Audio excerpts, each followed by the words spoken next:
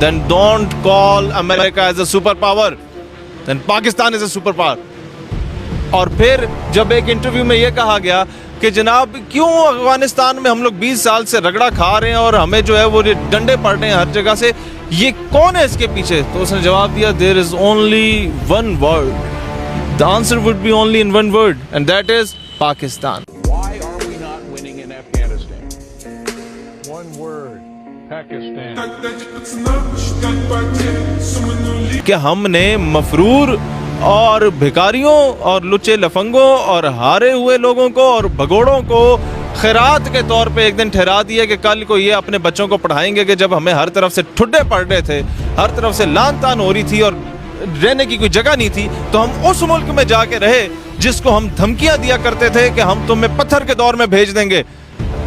یہ ایک ڈپلومیٹک فتح ہے پاکستان کی. نہیں تو آپ کو پتہ ہے کہ جتنا میں حکومت پہ برستا ہوں اتنا شاید ہی کوئی اس عمر میں برستا ہو, لیکن جہاں پر ایک بات آپ کے اداروں کی اچھی ہے وہاں اپریشیٹ کرنا چاہیے. آپ ڈپلومیٹک سطح پہ ایک اتنی بڑی گیم کر گئے ہیں کہ انگریز آپ سے خفا بھی ہے, آپ کے خلاف سازش بھی کرنا چاہ رہا ہے کہ آپ اسلامک گورنمنٹ لے آئیں, اور پھر وہ آپ کا احسان مند بھی ہو گیا کہ جناب ہم بھگوڑے تھے اور انہوں نے ہمیں ایک دن کے لیے رات رہنے کے لیے جگہ دے دی. السلام علیکم شہیر بھائی, یہ بتائیں کہ امریکن فوجیوں نے پاکستان سٹے کیا ہوا ہے, آپ اس کو کس نظر سے دیکھتے ہیں؟ لوگ کہہ رہے ہیں قبضہ کر لیں گے. میں آج پورا دن اسلام آباد پھر کے آیا ہوں. یہ بھگوڑے ہیں, ان کی وہ اوقات نہیں رہی, اور اب اسلام آباد میں پنجاب پولیس پھر رہی ہے. اگر کوئی اس طرح کی بات کرے گا تو سیدھا 9C کا پرچہ ہوگا اس پہ, جو پاکستان کو ہائی جیک کرنے کی کوشش کرے. یہ آدھے یہاں سے آ کے بھاگ چکے ہیں. اڈے مانگنا چاہتے تھے ہم سے, اڈے ہم نے انہیں نہیں دیے. ہم نے انہیں کہا کہ جناب اب یہ وہ دور نہیں رہا کہ ہم بچ جایا کرتے تھے یا ہم لوگ آ کے وہ بغیرتی کر کے اپنے لوگوں کے خلاف تمہیں استعمال ہونے دیتے تھے. نو, پاکستان چینج ہو چکا ہے. پاکستان اب بھیک نہیں مانگے گا تم لوگوں سے. پاکستان اب ترقی کی طرف جا رہا ہے انشاءاللہ تعالی. جہاں تک بات یہ ہے کہ جناب کیا یہ آگے اسلام آباد ہائی جیک کر رہے ہیں یا کیا یہ لوگ آگے کراچی ہائی جیک کر رہے ہیں, آدھے لوگ دفع ہو چکے ہیں یہاں سے, اور آدھوں کو بھی جو ہم نے پناہ دی. پاکستان دنیا میں بے شک مقروض ملک ہے, بے شک پاکستان ایک غریب ملک ہے, لیکن دنیا میں سب سے زیادہ چیریٹی دینے والی قوم پاکستان ہے. اور اس وقت پاکستان نے خیرات کے طور پہ ان بھگوڑوں کو ادھر رکھا تھا 2 دن کے لیے, جو کہ کل پرسوں تک یہاں سے دفع ہو جائیں گے. اچھا یہ بتائیں, اس کو لے کے پاکستان پہ بہت تنقید ہو رہی ہے, اسلام آباد پہ بہت تنقید ہو رہی ہے, حکومت پہ بہت تنقید ہو رہی ہے, ہماری پاک آرمی پہ بہت تنقید ہو رہی ہے. وہ یہ کہہ رہے ہیں کہ ہماری افواج نے, ہماری حکومت نے جو لوگ یہ کہتے تھے کہ ہم اڈے نہیں دیں گے, انہوں نے پورا اسلام آباد انہیں دے دیا ہے. آرمینیا, آذربائیجان والوں نے جب شکست دی آرمینیا کو تو پاکستان کے جھنڈے کیوں لے رہا ہے؟ پاکستان تو گیا ہی نہیں تھا وہاں پہ, کیوں لے رہا ہے؟ افغانی کیوں پاکستان زندہ باد کے نعرے لگا رہے ہیں؟ بھی پاکستان تو وہاں پر کچھ کر ہی نہیں رہا تھا. جب خانہ کعبہ کو چاروں طرف سے گھیر لیا گیا اور اندر وہ لوگ گھس چکے تھے اور ساری آرمیز نے سرنڈر کر دیا تھا, تب کون گیا تھا جہاں وہاں پر جا کے ریسکیو کرنے؟ آپ اسلام آباد میں کھڑے ہیں تو آپ کیا سمجھتے ہیں یہ واقعی یہاں قبضہ کرنے آئے ہیں؟ ایک امریکن ڈیفنس انالسٹ سے CNN اور BBC والے مختلف جگہوں پہ انٹرویوز لے رہے تھے, اور انہوں نے کہا تھا کہ یار افغانستان میں جو شکست ہوئی ہے امریکہ کو, Pakistan must be involved in it. یہ پاکستان کا کیا دھرا ہے, یہ پاکستان کی سازش ہے. تو اس نے جواب دیا ڈیفنس انالسٹ نے, انگریز نے, then don't call America as a superpower, then Pakistan is a superpower. اور پھر جب ایک انٹرویو میں یہ کہا گیا کہ جناب کیوں افغانستان میں ہم لوگ 20 سال سے رگڑا کھا رہے ہیں اور ہمیں جو ہے وہ ڈنڈے پڑ رہے ہیں ہر جگہ سے, یہ کون ہے اس کے پیچھے؟ تو اس نے جواب دیا there is only one word. The answer would be only in one word, and that is Pakistan. تو اس پاکستان کے بارے میں اب یہ جو پروپیگنڈا کیا جا رہا ہے کہ پتہ نہیں ہائی جیک ہو گیا ہے. پورا دن اسلام آباد ہم پھر کے آئے ہیں آپ کے ساتھ, اور ہم نے سارا بڑی ڈیٹیل سے دیکھ لیا ہے کہ ہم نے مفرور اور بھکاریوں اور لچے لفنگوں اور ہارے ہوئے لوگوں کو اور بھگوڑوں کو خیرات کے طور پہ ایک دن ٹھہرا دیا کہ کل کو یہ اپنے بچوں کو پڑھائیں گے کہ جب ہمیں ہر طرف سے ٹھڈے پڑ رہے تھے, ہر طرف سے لان تان ہو رہی تھی اور رہنے کی کوئی جگہ نہیں تھی, تو ہم اس ملک میں جا کے رہے جس کو ہم دھمکیاں دیا کرتے تھے کہ ہم تمہیں پتھر کے دور میں بھیج دیں گے.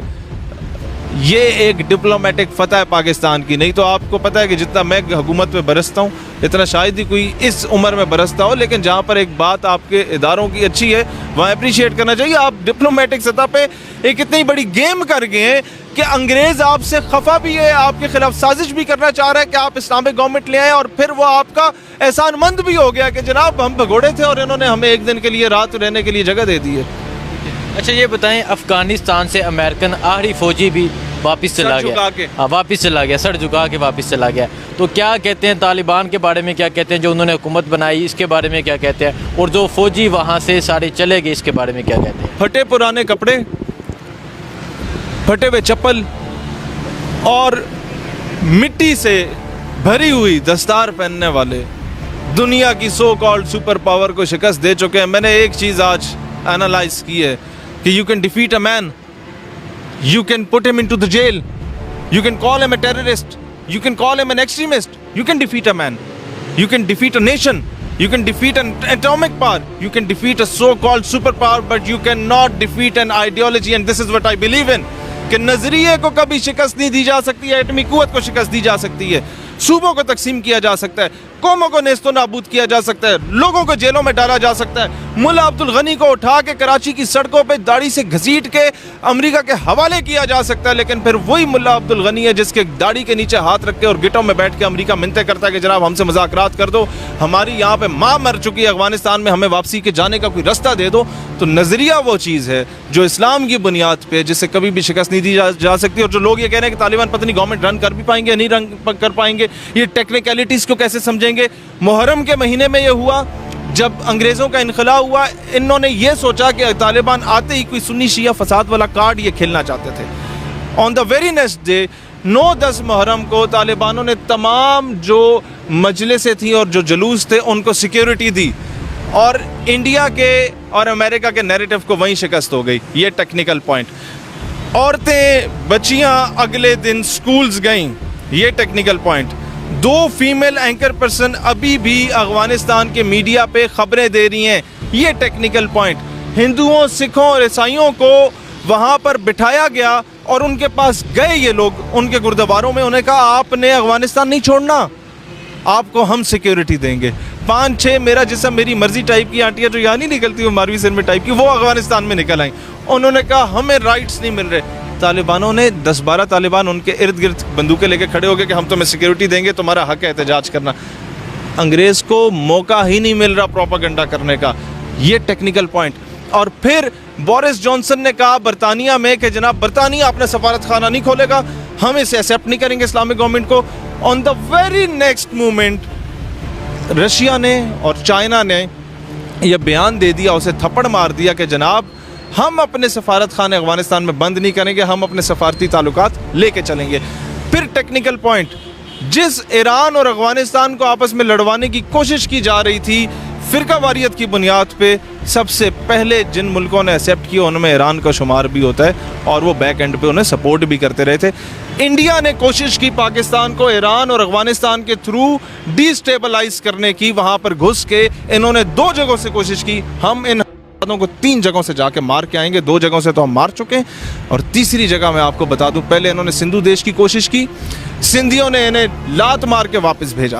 پھر ان لوگوں نے آزاد بلوچستان کی کوشش کی, بلوچوں نے شہادتیں دے کے ان کو لات مار کے واپس بھیجا بھارتی ایجنٹس کو. پھر ان لوگوں نے مہاجر کو جو ہے وہ ورگلانے کی کوشش کی. مہاجر نے کہا میں تو اپنا تن من دھن جان مال عزت آبرو سب کچھ قربان کر کے یہاں پاکستان آیا تھا, میں تو اس پاکستان کا پنجابی, سندھی, بلوچی, پٹھان سے زیادہ بڑا وارث ہوں, تم مجھے خریدنے کی کوشش کرتے ہو, دفع ہو جاؤ یہاں سے. پھر ان لوگوں نے پشتونستان بنانے کی کوشش کی, تو اس وقت انہوں نے پٹھانوں نے کہا تھا کہ جناب تم لوگوں نے لاہور میں تو آ کے وہ چائے پی تھی نا جم خانے میں, یہاں ہم تمہیں کھانا کھلائیں گے. وہ آج بھی وہ پٹھان کہتے ہیں کل راشا پہ خبر خوشبو سرا انڈیا کو بار بار ایوب کی کال پہ یہ کھائیاں بیلچے لے کے نکل گئے تھے بارڈرز والے ایریاز میں. پھر ان لوگوں نے پاکستان کو 2 لخت کیا. آج بھی میرے بنگالی بھائی جو مجھ سے رابطے میں ہے نا, وہ مجھے کہتے ہیں کہ ہم جانتے ہیں ایک سیاستدان کو اپنی کرسی کی بڑی لالچ تھی, لیکن اس کے ساتھ ساتھ یہ جو بنیا تھا اس الو کے پٹھے نے ہم مسلمانوں میں مشرقی پاکستان اور مغربی پاکستان میں بڑا فتنہ پیدا کیا. اور اب یہ سوشل میڈیا کا دور ہے سر, اس دور میں کوئی چیز عوام سے چھپائی نہیں جا سکتی. لوگ سمجھتے ہیں, لوگ ابھی وہ کتابی باتوں سے نکل گئے ہیں جو آپ جھوٹی ہسٹری لوگوں کو پڑھاتے تھے. اب لوگ ان سیاستدانوں کو مغربی پاکستان میں بے نقاب کریں گے جن لوگوں نے اس ملک کو تقسیم کیا, اور مشرقی پاکستان کے لوگ اب انڈین پیڈ رول پہ جو لوگ کام کر رہے تھے, جو ان کے نصاب تعلیم میں غلاظت بھری گئی تھی اسلام کے خلاف یا پاکستان کے خلاف یا ملک کو توڑنے کی بنیاد پہ, وہاں کے لوگ ان کو ناکام کریں گے. اور انشاءاللہ تعالی جس طریقے سے سندھو دیش کے معاملے میں بھارت کو سندھ سے نکالا, جس طریقے سے بھارت کے ایجنٹس کو بلوچستان سے نکالا, جس طریقے سے ہمارے مہاجروں نے بھارت کے ایجنٹس کو شکست دی, جس طریقے سے ان لوگوں نے کے پی کے اور فاٹا سے بھارت کے ایجنٹس کو شکست دی, اسی طریقے سے مشرقی پاکستان ہمارے پیارے بنگلہ دیش میں ہمارے بنگالی بھائی ان بھارتیوں کو شکست دیں گے. اور آپ بہت جلدی دیکھیں گے انشاءاللہ تعالی دنیا میں ڈیبیٹ سٹارٹ ہو جائے گی کہ پاکستان دوبارہ ری یونائٹ ہو رہا ہے. اور اب ہم یہ موقع کسی ایسے سیاستدان کو نہیں دیں گے جو کہتے ہیں مرسوں فلانا دیسوں. تم لوگوں کو ہم بتانا چاہتے ہیں کہ تم لوگوں نے اگر پاکستان توڑا ہے تو دوبارہ ہم تمہیں موقع نہیں دیں گے پاکستان کے خلاف سازش کرنے کا.